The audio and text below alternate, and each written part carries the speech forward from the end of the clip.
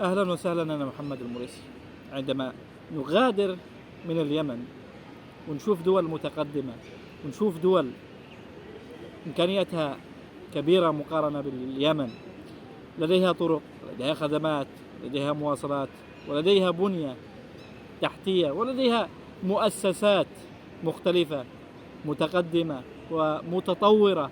عندما نغادر من اليمن ونرى شعوب راقية وشعوب متعلمة، شعوب تعمل بشكل إيجابي، شعوب تحب وطنها، نتمنى أن يحصل هذا التأثير إلى بلدنا.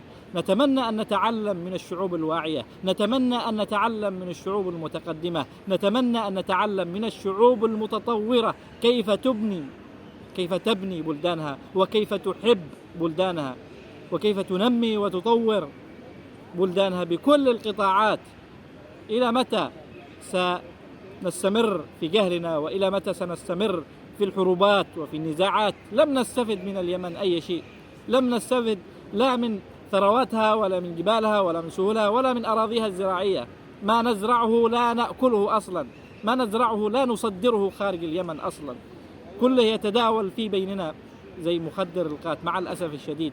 لا يأكله لا شجر ولا حجر ولا بشر. مخدر القات ليس منه أي فائدة. كنا نصدر البن إلى أنحاء العالم. عندما أسمع أن اليمن مشهورة في البن قديما أفتخر في ذلك. أنا لا أفتخر في مخدر القات، أنا أستحي من الأشخاص الذين يتعاطونه ويظهرون في الفيسبوك وغيرها من مواقع التواصل الاجتماعي منظر سيء ومنظر مقرف. ومع ذلك أتمنى حقيقة أن ندرك ذلك. متى الإنسان يغير من نفسه؟ اكتشفت أنا شخصيا أنني في يوم كنت غير متعلم وغير واعي وجاهل، وآسف لللفظ هذا مع احترامي لنفسي طبعا الكامل، لكن وصلت لحقيقة أنني شخص غير واعي وشخص غير متعلم، وما زلت أتعلم للآن. أنا أعتبر نفسي طالب علم في الحياة، مهما تعلمت ومهما قرأت ومهما درست ومهما أخذت من تجارب في الحياة ما زلت أعتبر نفسي طالب علم في الحياة. لذلك في يوم من الأيام أنا اعترفت في جهلي واعترفت في عيوبي واعترفت في السلبيات وحاولت أني أغيرها. دائما أقول للشخص لازم ولا بد أن يكون لديك أهداف عظيمة. إن لم يكن لديك أهداف عظيمة تحركك وتدفعك إلى الأمام مستحيل تتقدم، مستحيل تتغير، مستحيل تتطور. لذلك يجب على الشباب الواعي، الشباب المتعلم، أن يكون لديه أهداف عظيمة يسعى لتحقيقها. فكلما كانت أهدافك عظيمة كلما كان العمل عظيم. قد يكون بسيط العمل، وقد تكون أنا عارف الظروف صعبة على الكل، كلها علينا الظروف صعبة، ولكن شرف أنني أموت في سبيل محاولتي لتحقيق هذا الهدف خيرا لي من الاستسلام وخيرا لي من الركود. لذلك نتمنى، يعني محمد المريسي مستحيل يعمل شيء لوحده، مستحيل يبني الوطن لوحده. نعم ممكن عندي طموح أني أبنيه لوحدي، ولكن غير كافي. يعني اليد الواحدة زي ما يقولوا أحيانا لا تصفق، وأحيانا بالإصرار وبالعزيمة قد تصفق هذه اليد الواحدة. لذلك إحنا نقول للشباب اليمني تعالوا مع بعض نأخذ آراء بعض، نأخذ قرارات بعض، نأخذ تجارب بعض، نأخذ علوم بعض، ونبني وطننا. أقل شيء ممكن ما نستطيع نبني في ظل الحروب والصراعات، أقل حاجة نوعي الناس مع بعض. تعالوا نتعلم. الطبيب البشري تعال علم الناس الطب البشري وعلمهم معنى السلام والأمان وكيف معنى التعايش.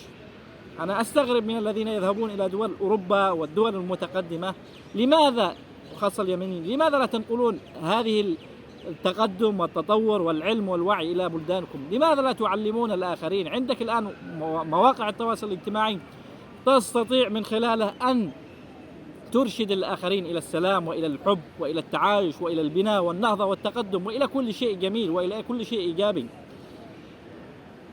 الكلام كثير والأيام جاية إن شاء الله بإذن الله، مستمرين في الوعي، مستمرين أن نبني أنفسنا من أجل أوطاننا، مستمرين أن نكون أشخاص طموحين وأن نحاول أن نكون واعين، ومستمرين في طريق العلم بإذن الله. العلم لا ينتهي. أنا الذي قرأته والذي تعلمته دائما لما أخذ تجربة جديدة أحس نفسي لم أتعلم أي شيء.